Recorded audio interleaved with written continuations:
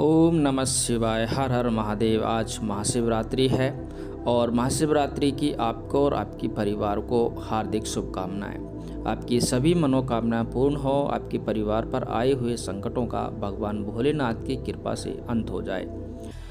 दोस्तों, महाशिवरात्रि व्रत बहुत ही आसान होता है करना, लेकिन बस इसमें कुछ बातों का ध्यान रखना पड़ता है, क्योंकि आप सभी जानते हो भगवान भोलेनाथ बड़े भोले होते हैं। आपकी थोड़ी सी पूजा अर्चना से प्रसन्न हो जाते हैं और आपको मन वांछित फल देते हैं। आज व्रत में हमें क्या खाना चाहिए, क्या नहीं खाना चाहिए, विस्तार से जानकारी लेंगे। आपको एकदम सटीक जानकारी देंगे, लेकिन उससे पहले मैं आपसे एक निवेदन जरूर करता हूं। कमेंट बॉक्स को खाली ना छोड़ें। कमेंट बॉक्स में ओम नमः शिवाय, हर हर महादेव जरूर लिखें। आपकी सभी मनोकामनाएं पूर्ण होंगी। यहाँ पर सारी जानकारी आपको एकदम सरल तरीके से बताई जाती है, इसलिए यदि आपको अच्छा लगता है तो चैनल को आप सब्सक्राइब भी कर सकते हैं। देखिए, यहाँ पर हम बात करते हैं जो लोग महाशिवरात्रि के दिन व्रत रखते हैं उनके शरीर में पानी की कमी न हो, इसके लिए वो जूस का सेवन कर सकते हैं। साथ ही जूस पीने से शरीर में एनर्जी भी आती है और आप अनार है, संतरे का जूस है जो पी सकते हैं। यानी कि आपको जो जूस में उपयोग लेना है वो फल का ही होना चाहिए। इसके बाद हम बात करते हैं महाशिवरात्रि के दिन फलाहार खा सकते हैं, जैसे सेब है, संतरा है, पपीता है, केला है, खीरा है। खीरा भी फल में आता है, आप लोग खीरा भी खा सकते हैं, ये आप ध्यान रखना। अब सबसे महत्वपूर्ण बात मैं आपको बता देता हूँ, इस व्रत की क्या खासियत होती है। ध्यान रखना, इस व्रत की महत्वपूर्ण ये है कि आप किसी भी प्रकार का अन्न इस दिन ना खाएं। यदि आप अपने व्रत का पूर्ण लाभ लेना चाहते हैं, आपकी सभी मनोकामनाएं पूर्ण करना चाहते हैं, तो बस आप इस दिन व्रत में अन्न बिल्कुल भी ना खाएं। ये आप लोग विशेष ध्यान रखें। बाकी हम आपको बताएंगे आगे और क्या क्या नहीं खाया जाता है। महाशिवरात्रि के व्रत में नमक का उपयोग नहीं किया जाता है। ध्यान रखना, जो सफ़ेद नमक होता है उसका उपयोग बिल्कुल भी नहीं किया जाता है। हालांकि सेंधा नमक आप अपने खाने में डाल सकते हैं। वैसे मैं आपको जानकारी दूंगा कि यदि आप नमक इस दिन ना खाएं तो अच्छा ही रहेगा।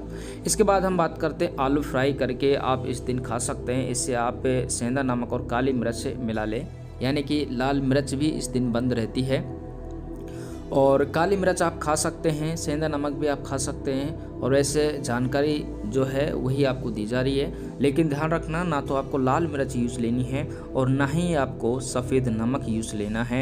ये अन्न के ही भाग होते हैं, इसलिए इनको ध्यान रखना।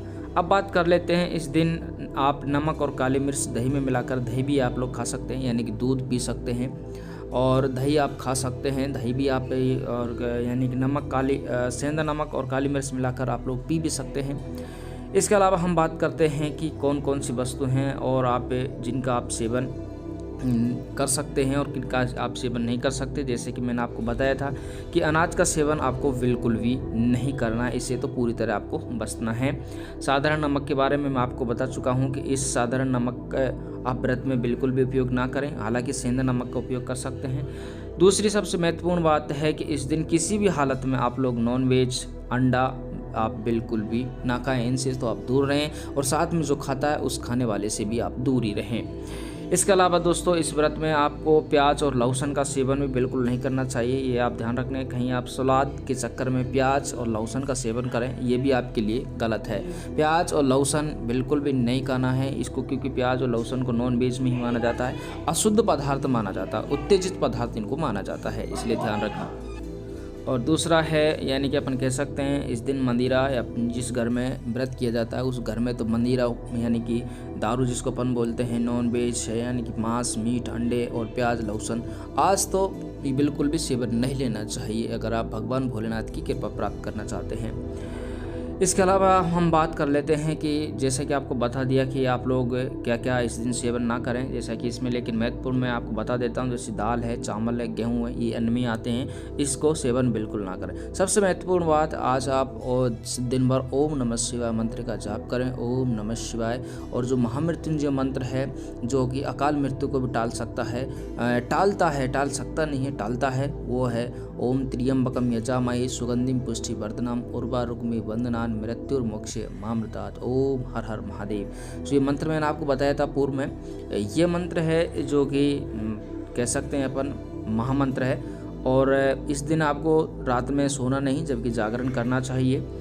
इसके अलावा हम बात कर लेते हैं ज्योतिष आचार्य के अनुसार उन्होंने कहा है कि इस व्रत में आपको बिल्कुल भी काले वस्त्र नहीं पहनने चाहिए, काले वस्त्र पहनकर पूजा बिल्कुल भी नहीं करनी चाहिए। सबसे महत्वपूर्ण बात, अब भगवान शिव का प्रसाद खा लेते हैं इस व्रत में। वैसे भगवान शिव को जो चढ़ाया गया प्रसाद है वो भी नहीं खाना चाहिए, आप लोग ध्यान रखें।